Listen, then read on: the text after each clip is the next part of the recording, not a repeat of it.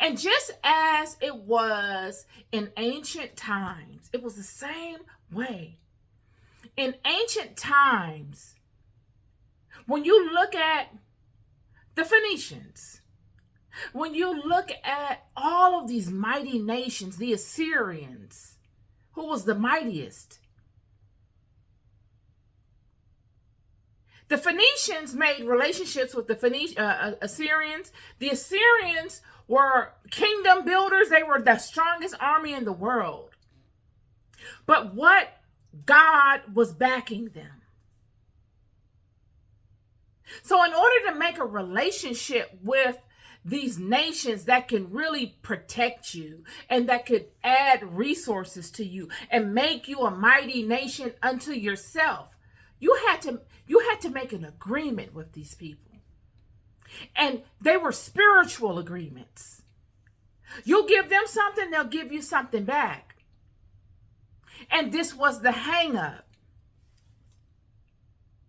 And I don't really want to get off into that because that's pretty much the lay of the land. That's just how it was, and it's still the same way now. God is leading these children all throughout their many walks, and they're walking through all these different nations that are doing the same thing. Yet God is saying, don't you do it. I'm going to make you different. You make no agreements with these people. That's why I've chosen you. Your bloodline is good. You haven't made it with these people. That's why I chose you. Follow my rules and I will protect you and I will guide you and you will have the victory. But if you ever fall short, you will be susceptible to the things that come upon people that fall short. You're not going to be able to do everything that these people do because the things that they do are not righteous. In order to get my benefits, you got to be righteous. So there's rules here. But the rules are natural rules that will align with your heart. It doesn't feel confining over here. You're not really going to want to do those things anyway. Nonetheless, those people, those outside entities, those outside gods, those outside people that have mixed with those gods are not capable of getting my grace in the way that you will get them. Because if they were, they would come and they would be putting themselves in a position to get it. But because they have corrupted themselves, they cannot do this. Yet I'm not condemning any of them. I'm letting them do what they do because everybody has a role to play. My job is to make sure that you do what you do, and in you doing what you do, I'm going to do what I'm going to do. And these children couldn't understand why. They couldn't understand. I don't even want to say they couldn't understand. They couldn't adhere to it because they were looking around and they were wanting to be like everyone else. You ever had somebody that come upon you with some stuff and it looks like it's great and it's all nice and stuff? And they admire you for what you have. And you're happy with what you have. But yet you've had what you have for so long, like it's normal now. And then they keep coming around with all these new different things, even though they're really not on the level as to quality as your stuff. But they come around with all this new stuff and different gadgets and different experiences with this new stuff. And it's a bunch of them with all these new gadgets and new experiences. And it's not many of you. And then when they come around, they over parade it and they make it look like it's grander than what it is because they got to. Because really, they know they got a bunch of junk and they would really rather have what you have, but they can't have that. So it's a psychological game, and you fall for the Kool-Aid, and you now start thinking, "Oh, I want that lesser stuff. I want that lesser stuff. I don't really want this. I've had this my whole life. I don't really care about this. I'm used to this. I want that lesser stuff because all of those people have it. All of these different people from different areas that live around me have it. And it's only so much I can parade what I have. I'm a sacrifice. I'm a sacrifice and go down a step or two and go get what they have. Only to find out when you get over there, what you had was way better.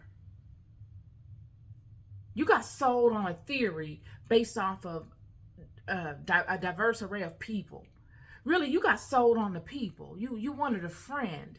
You didn't really care about the gift. You wanted to be a part of that group because they made it seem like it was so great. Only because they have to. Because what do people make look great when they suffer? They make their suffering look better than what it is because they're suffering. And they parade all of the tricks and all the stuff that they get from suffering because it's all they have. Meanwhile, you don't have to parade what you have because it's goodness. You don't parade goodness. You stand in it. It's not something that you feel like you need to parade. And that's what they sold you on. They sold you on the fact that they're parading all of this stuff in front of you as if it's great. Meanwhile, you're standing in total greatness and you're not parading it. And you're saying, well, their stuff must be better than mine because I know it's good over here, but that must be better. Because all of them are parading it as if it is. Not understanding the dynamic at play. It's kind of like that when you look at,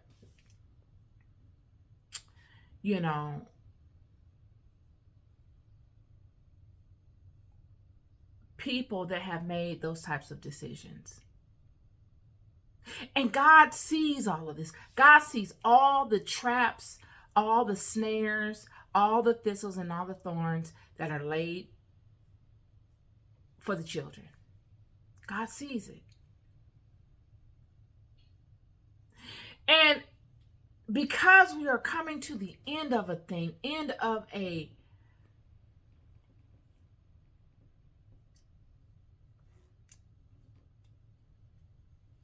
cycle in this life, an end of an age, the birthing of a new age, we're like at the apex of it, where I truly don't believe there's as much condemnation on God's part as there is in using all that has already been done, using all that has already been done to find those that can come and be useful in the new.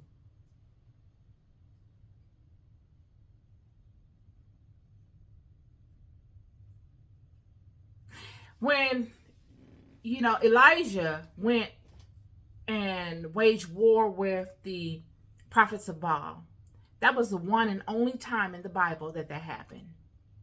Yet there were many prophets of Baal and all the other gods all throughout these children's walks. Elijah was the only prophet of God that actually came forward and waged war with them. Yet all throughout these children's walks, they have been dealing night and day with children and prophets, kings that bow to these gods. All throughout their walk. All that you see in this book is these children walking through areas and waging war or having wars waged against them or bowing to these people. All throughout the Bible. So when you hear people talking about, like nowadays, I remember I was going to go to this concert. I'm not going to say the celebrity's name, but I was going to go to this concert. And I had a friend of mine call me while I was doing my hair to get ready for the concert that same day. And I told her I'm going to the concert. And she said, I wouldn't be going to that. I said, why? She's like, girl, they're devil worshipers and they are demonic And they're gonna, I don't support demonic activity, and I don't support devil worshipers and all this and that. And we got into the biggest back and forth. This is my friend, you know what I mean? It's my friend to the point that she and I always get into back and forth anyway, so it wasn't nothing new. But it was a cool conversation because that is kind of like how we are at certain times. So it wasn't anything out of the ordinary for us. But it makes me think this way because you get a lot of that nowadays. Everything is demonic and everything is Satan and everything is, if you don't conform to this thing, you're going to go to hell. There's no mediation. There's no conversation between you and God or you and an angel about your intention or even, help me understand you more so that I don't make these mistakes. It's none of that. It's just heaven, hell. Lucifer, Satan, devil, angel, God, cherubim. That's it. And where I'm coming from is in all of my walks and my searches for God. This is why you can't bamboozle me. Child, when I tell you I have sought God, God himself, God herself knows that Michelle Mayer has sought you. Nobody could ever say I did not seek you. In the hard times, when it wasn't in my favor, I sought you. And I stood on your word. Right or wrong, left or right, whatever it's going to be, I'm standing on this because it's all I got. Yet, when you talk to people that are, whether they're very religious, you got your people that are super religious or even your people that are not. Have you ever thought that there may be some things that you got wrong? Is there anything in you that says I might not be all the way correct with this? Even if it's just 1% of what you know. Because, we all talk about walking on faith. We all talk about knowing. I talk about knowing. I don't even talk about faith. In my life, it's not even faith anymore. It's a knowing. Because for me, if I come in and out of enough stuff, I have hit it at every angle while I was in it. I have searched it. I've sat up at night and wrestled with it. I prayed on it. I searched within myself. I've spoken and have sought and spoken God about it. So I've hit it at every angle. And I've come in and out of many things in this life to get to a point in my life where I can actually say, I stand in my knowing. This is not a belief. I'm not a believer. This is not a hope. I hope this works. This is either it's going to come through or it's not. And I'm standing right here with the full authority of the God that is within me and being able to handle what comes regardless. That's it. So there's no knowing. There's no hope. It's all knowing. And when I listen to people that come and that know that book, like I know that book, know it better than me. And they say, you got to have faith and they tell you all these different things. Yet, they micromanage their circles. Micromanage them. Can't hang around certain people.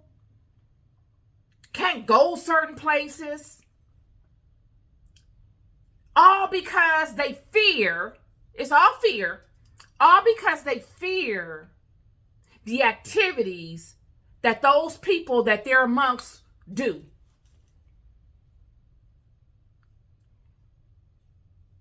As if they live on a planet by themselves. As if they can just, they come down to earth and they go to work. Or it's crazy. They go to work amongst these same type of people that probably do more demonic and satanic stuff in the dark that they don't know about. And they hop in their spaceship and they go back to their planet. Your neighbor could be a demonic individual. The man around the corner that you always speaking to could be a demon. The people that you interact with at your job could be, your closest person that you interact with on that job could be satanic. And you mean to tell me that you're going to micromanage your friendships, people that you allow to be kind to you and to give you a cool word and say, hello, how you doing? What you doing this weekend? People that you go listen to at concerts for an hour or two. People that you listen to their music. People that you watch on TV. People whose books you're reading. You don't know none of them people. This is what I'm talking about, y'all. Look, I need some people to start thinking. I really do. But you'll say, oh, I don't support them because they're demonic. You don't have no facts to base it on. All you have are symbolism and imagery and hearsay. Yet, you're supposed to be grounded in faith. Isn't that gossiping? Isn't that gossiping? To commune with people about other people in a negative way? Isn't that gossip? Did Jesus not roll with 12 homies, y'all? I want somebody to help me understand. I want you, because it's going to get real interesting around here when I get on Jesus. Didn't Jesus roll with 12 homies? It was thug life, baby, with Jesus. Oh, Jesus was about that life. Jesus wasn't even about that life, y'all. Jesus was about that action.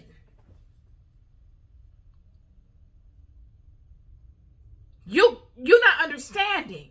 I don't know what version of the Jesus story you're reading. But the truth is, Jesus was a revolutionary. And all of his homies were his footmen. These are, you would consider them a gang. You would consider them a gang. It was thug life. Straight up. You want it, you can get it. It's thug life over here. This is what we do. That was Jesus.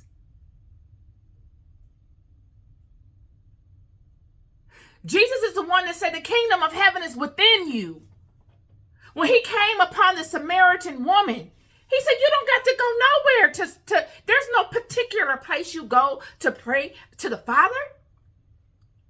It's in you. He wasn't even supposed to be talking to her. Had the people told it, had the religious people told it, he was a sinner. He was in derision with God for having a conversation with the woman. This is how bad the judgments had gotten. This was the whole purpose of him coming forward. It's to dispel all of this nonsense. All of these hang-ups that we are creating to separate ourselves, to make it seem like there is some level of perfection needed for you to walk in the knowledge and in the totality of God and the earth in your life now. Not for you have to die and come back again to do it the next time. Are you...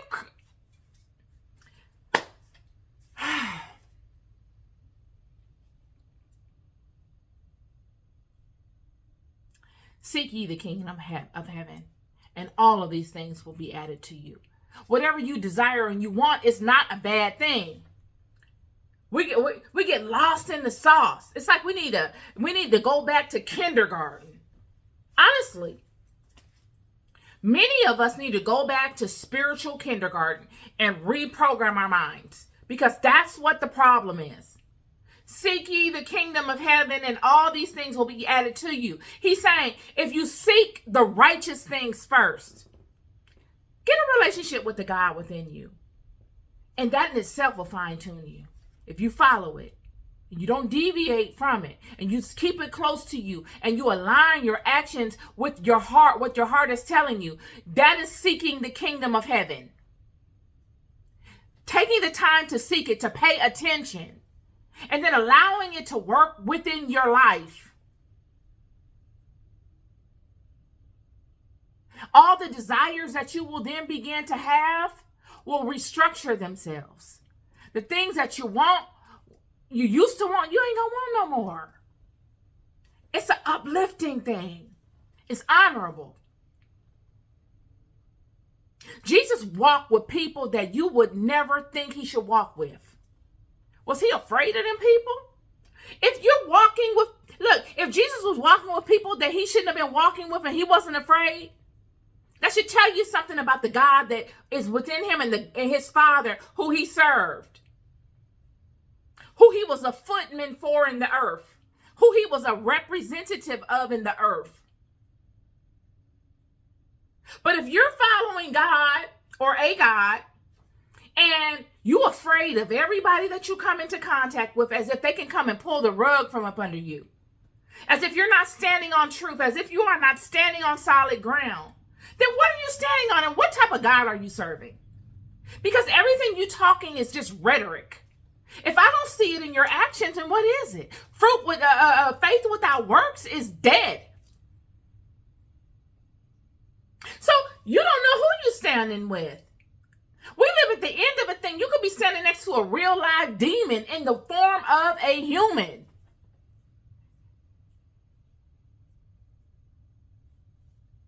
What's it to you? I could care less. Look, I done been through hell and high water. I'm telling you, by myself, more times than I care to say. I'm telling you.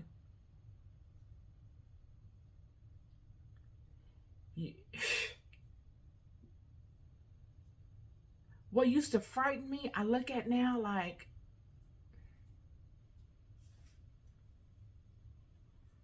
what you finna do? Because I got something to do. Let's get it going. Let's get it cracking, because I got stuff to do. You got a week to work whatever you got, because I need to move on.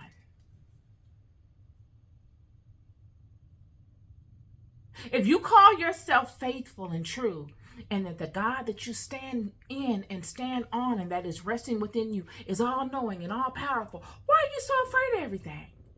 Why is everything a demon and a devil and you got to go hide from it? Or you got to give it 50 feet? God knows all that goes on here. When you read this Bible speaks to a time that was thousands of years ago, friend. Thousands of them. Wasn't it 600 years or 400 years after the Old Testament to the New?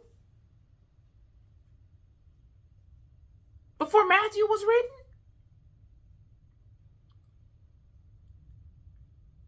Don't you know that all them people that you think are going to hell, all them celebrities that you saying, oh, they this and they're that, and they're demonic and they're this and they're that, God knew that those people would have to go and bow to them people. Some of them, I'm not saying all of them do, or I'm not saying even any of them do.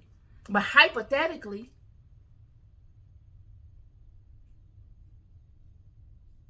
yet somehow they still are able to offer some gifts to the children. They are still able to be useful, friend. Somebody need to have this conversation. And I will be the one. This is a testament to the God that we serve. This ain't no punk God. You think he's scared of those environments? All of them gods have to flow through him. The joke's on you.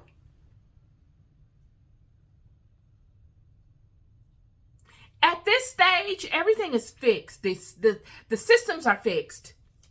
Either you with it or you not. Period. And we complain about all of these different things. We complain about this and we paint everybody to be a demon and this and that and the other. But yet we all doing all kind of stuff. If you go to a job every day, friend, you're worshiping an idol. I hate to be the one to tell you. I hate to tell you that. You're worshiping an idol. That was the main thing God said don't do. You're worshiping an idol. You're ritualistic in the sense that you get up every day about the same time, Monday through Friday. and you perform a ritual. You get up and you do the same stuff, whether you get up, take a shower, get yourself together, brush your teeth, comb your hair, get your kids together, put your clothes on, put your shoes on, get in your car and drive to that job, clock in, go to your desk, do this, that, and the other. You perform this ritual in front of these people, whether you're on the phone and you're dealing with customers or you're dealing with people, and you do your job all day for 8 hours. You perform that ritual for that God, which is whatever the company is you're working for, because that company is an entity. It is an entity. They have a logo. You signed a contract to work there, didn't you? Okay. And they pay you for service that you agree to do for them. All of this is ritualistic and idol worship. All of it. And for the most part, all of us do it all of our adult lives. For 90% of our adult lives, the 90% of the time of our adult lives, the least amount of time do we spend with our family. We spend most of our times on them jobs. The rest of the day that we have, Monday through Friday or whenever we're off, the waking hours are minimal, and the rest of the time is sleep. So we can get up and worship that idol again. And you mean to tell me, as you thinking it's that singer that's gonna do something to you? And that singer is the devil, and that singer has the power to pull the rug from up under your feet, your spiritual foundation, to even shake your house a little bit. That singer?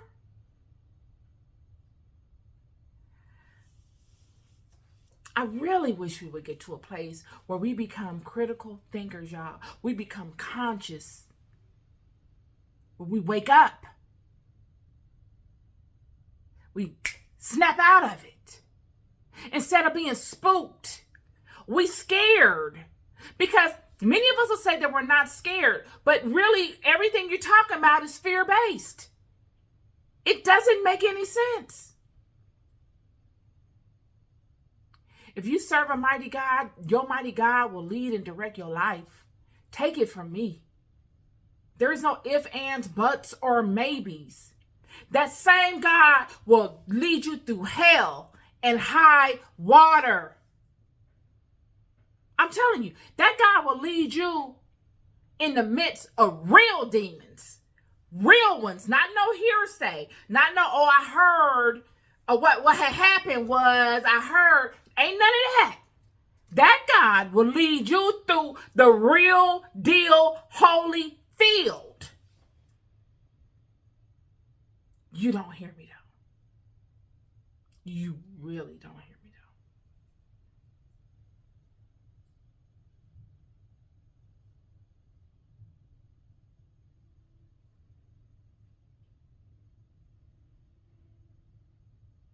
Wanted to come on today with that for you today. So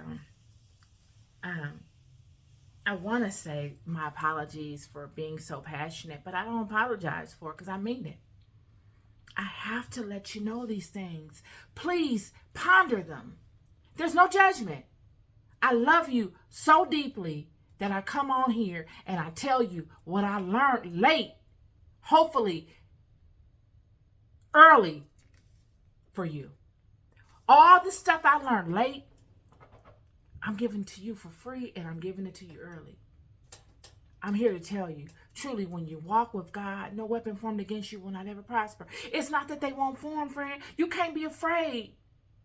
You got to let them form. When they form and they come against you, they give you the strength to be able to sharpen your skills. They make you formidable. But if you got to micromanage your whole circle and you're scared to let people befriend you, or you're scared to bring somebody onto your team because you're afraid that they're going to sabotage your whole situation, then you need to really go back to the fundamentals. You need to pause on whatever you're doing and go and sit and learn yourself and ask God to come upon you and show himself or herself to you in all of God's glory, and to strengthen you in those areas that you are weak in. Because whenever you're moving like that, that's a weakness. That is a weakness. And a lot of us that speak the truth of God, we are very straightforward people. We can dish it out, so we got to be able to take it. These are straightforward facts that I've learned along my way. You see a thing by its fruit. You can't be 1 foot in and 1 foot out. You can't be saying, okay, I have all faith in God and God has done this for me, and I'm going to tell you, you should do these things because this is what I know of God. And then you're afraid to go to a concert. You're afraid to turn on your radio. You're afraid to hire somebody or to even acknowledge them. Yet you are impressed by them, and it shows. No matter how much you try to hide it. But you are afraid. And what that shows is that you're not afraid of no demon. You're really saying that they're powerful. You're saying them people are powerful, and I'm afraid of their power. That's really what you're saying, without you really knowing it. And that's why I say you have to get to a place where you go back to the fundamentals and you work on strengthening your foundation, because this is all foundation stuff. So I'm trying to tell you, you get to a certain place and you ain't built that foundation right, and you haven't dealt with those issues, those fundamental issues within yourself. You get up in life and you start to see cracks. I just wanted to come on with that. And everybody, I'm just saying that all of this is not a one-stop shop. This is not for everybody. You might be able to take bits and pieces of this from this commentary, but Jesus cast out demons. Jesus was never afraid of nothing. Jesus said, okay.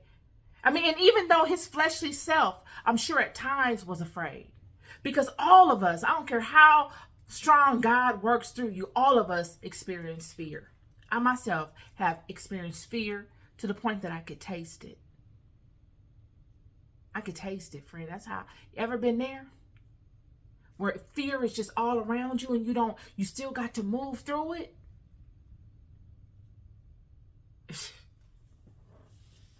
And it's just you.